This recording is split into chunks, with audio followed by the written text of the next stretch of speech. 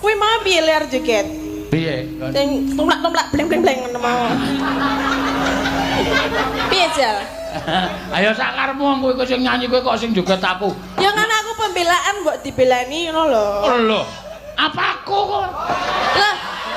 Lah apa?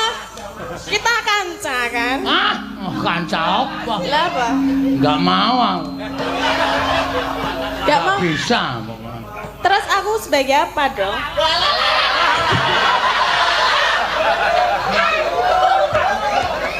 Aku iki karo aku meng partner kerja. Lah ya nek partner kerja nek ya aku dibelani aku dibully lho.